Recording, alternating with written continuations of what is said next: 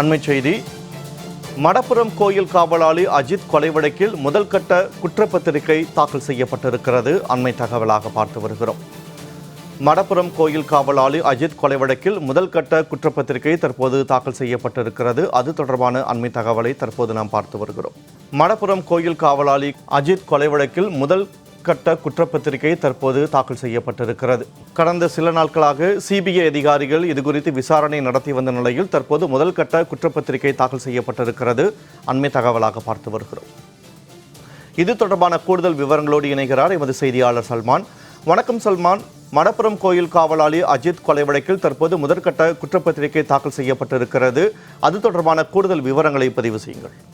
சிவகங்கை மாவட்டம் திருப்புவனம் மடப்புரம் பத்ரகாளியம்மன் கோவில் காவலாளியாக இருந்த அஜித்குமார் நகை காணாமல் போனது தொடர்பான வழக்கு ஒன்றில் விசாரணை நடத்திய போது தனிப்படை காவலர்கள் தாக்குதலுக்குள்ளாக்கி கொலை செய்யப்பட்டார். இந்த வழக்கானது கொலை வழக்காக பதிவு செய்யப்பட்ட நிலையில் இந்த கொலை வழக்கை சிபிஐ அதிகாரிகள் விசாரணை நடத்தி வந்தனர். இந்த நிலையில் ஏற்கனவே ஆகஸ்ட் 20ஆம் தேதிக்குள்ளாக இதுபோன்ற இந்த சிபிஐ அதிகாரிகள் அஜித்குமார் வழக்கை விசாரணை செய்து அதனுடைய அறிக்கையை தாக்கல் செய்ய வேண்டும் என சென்னை உயர்நீதிமன்ற மதுரை அமர்வு ஏற்கனவே உத்தரவிட்டிருந்தது. அந்த நிலையில்தான் ஏற்கனவே இந்த டிஎஸ்பி மோஹித்குமார் தலைமையிலான சிபிஐ அதிகாரிகள் தொடர்ந்து இந்த மடப்புரம் அஜித்குமார் கொலை வழக்கு தொடர்பாக அந்த அஜித்குமாருடைய குடும்பத்தினர் அதே போன்று அஜித்குமாருடன் தனிப்படை காவலர்களால் விசாரணைக்காக அழைத்து சென்றப்பட்ட அவரது நண்பர்கள் மற்றும் அவரது சகோதரர் உள்ளிட்டோரிடம் விசாரணை நடத்தினார்கள். அதே போன்று ஏற்கனவே கைது செய்யப்பட்ட தனிப்படை காவலரிடமும் 2 நாட்கள் நீதிமன்ற காவலில் எடுத்து விசாரணை நடத்தினார்கள். இப்படியாக பல்வேறு தரப்பிலும் விசாரணை நடத்தப்பட்டதோடு புகார்தாரராக இருக்கக்கூடிய நிக்கிதா மற்றும் அவரது தாயாரிடமும்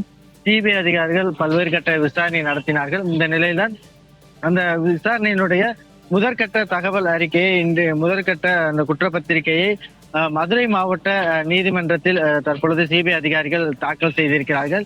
ஏற்கனவே உயர்நீதிமன்றமானது ஆகஸ்ட் 20ஆம் தேதிக்குள் இந்த வழக்கை உடனடியாக விசாரித்து அறிக்கை தாக்கல் செய்ய வேண்டும் என குறிப்பிட்டிருந்த நிலையில் இந்த வழக்கில் தற்பொழுது அவர்கள் இதுபோன்ற முதல் கட்டமாக குற்றப்பத்திரிகையை தாக்கல் செய்திருக்கிறார்கள்.